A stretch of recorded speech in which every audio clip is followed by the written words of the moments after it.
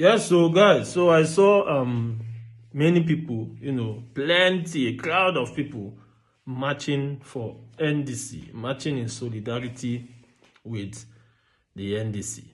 And then this is what happens when, big wigs join your party. This is what happens where those who hold the momentum join your party. Peter Obi and Kwankwaso have joined the ADC. So I expect to be seeing even more of these things. And this is just the tip of an iceberg. And then on the other hand, you will see how the ADC will decline, how the Labour Party now is not being talked about. That is the same thing because the momentum have shifted. The ADC didn't know what they have, or they knew, but they decided to, be trapped by the greed of Atiku Abubakar. Now, I'm going to show you that crowd. And also, RUFAI has come out to defend Peter Obi. Ruben ABATI, in his own submission, was, just behaving as if he was supporting the APC. Oh, Peter Obi is jumping from one party to the other. Oh, this and that, that and this. But then RUFAI schooled him in his own submission. And then I want you to watch both videos. And when we'll come back, we'll wrap up. System. Because this is games theory at play. With you, respect, I don't want to chip in. I have an elaborate theatres to make. A couple of things. Number one, I think it's going to be the beginning of more troubles for the NDC because the litigations will begin. The litigations as regards even the registration of the NDC. Yeah. People that have not gone to court, they will go to court. Well, there's already one attempt to go to court, I know. So it will begin. Because you see, as Nigerians, the idea here is Obi not being on the ballot. That's the problem. So all the forces will do everything to ensure Obi doesn't get on the ballot. I do a lot of political mapping, and I know people that do political mapping. The ADC, APC, all the political parties have done political mapping. The only person that can give President Tinubu some push in this election is Obi. The first strategy is to ensure Obi doesn't get on the ballot. The crisis in the ADC was just because of that. Secondly, the point of Obi is always pivoting to other political parties. Let us go back to what history says. Exactly what happened in PDP, why Obi pivoted, that's what exactly happened in the ADC. Atiku was not willing to ensure that the rotation convention comes to pass. Atiku was not supposed to run in the 2020 election after he had run in the last term of the northern part election in 2019. And that was why the likes of Wiki went up in arms. And that's why sometimes, even if I blame Wiki for not being a party man, he had some justifications in his actions. And that was why Obi left. Obi kept on saying that if you zone it to the south, I'll fight for it. So it's not that he doesn't like the fight. In the case of the ADC, the Atiku camp had already hijacked most of the structure in the ADC.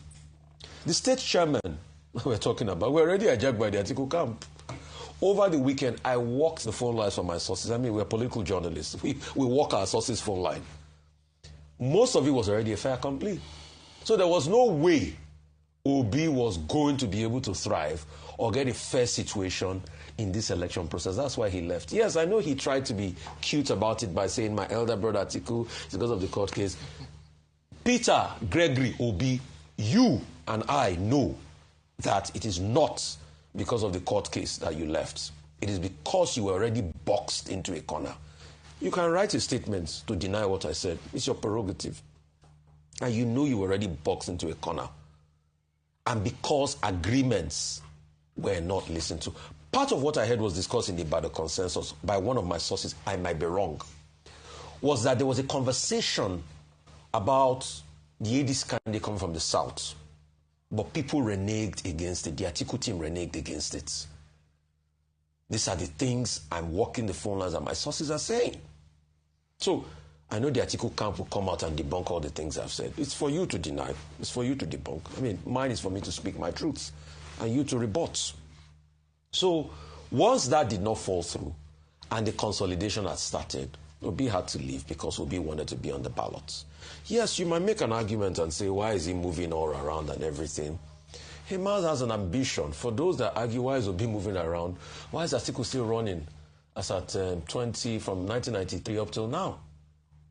And some people are saying, Atiku, this might be his last lap. This is not going to be his last lap. If Atiku is in good health, he will run in 2031.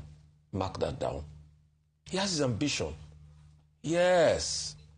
You know, former Liverpool coach Bill Shankly famously said, people think football is about life and death, but they are wrong. It's more than life and death. For politicians, politics is more than life and death. Atiku Abubakar's ambition is to become the president of Nigeria. As long as he's in good health, he will keep running until he gets the ambition, the aspiration, and it's his goal. Secondly, what will this do? The first winner will be President Tinubu. But anyway, I had always known that they were going to disintegrate because there was no way they were going to agree in the first place. Because the ambition of Atiku Abubakar was more palpable than stepping down. And when people kept on saying the other statesman. President Tinubu will make a lot of inroads, yes. Also because he's also running with state might at this point in time, the power of incumbency. So it's not going to be as easy. And this is not a Buhari that allows things run. So the votes Obi said he got, the votes Obi got in the last election, he might not get as much because there will be many factors. The other argument I would like to make in the Southeast, you see, President Tinubu, they can tell you that they will give you votes in the Southeast. I'm not sure Nigeria's politics is so mature to the level that people in the Southeast will see Obi on the ticket and see you on the ticket and decide to vote you over Obi. It will be a miracle if Nigerian politics has gotten to that level. So, as regards the South, I've seen a lot of inroads. The South-South is quite split and all of that. But I think what will herald these elections even more that we should be careful about are the things about the electoral laws that have made it pretty much to rig. So it's going to be an election that, correct me if I'm wrong, and I pray I'm wrong on this, there might be a lot of rigging across board. President Tinubu will retain most of his southwestern states, and it will be even split. But with this that they've been able to do, I think they just opened the door for a President Tinubu second term, easier than ever, which is a sad reality of things as we speak today because they can't come together. But let me even pause it further by arguing that if they were even together in the first place, would they have been able to beat...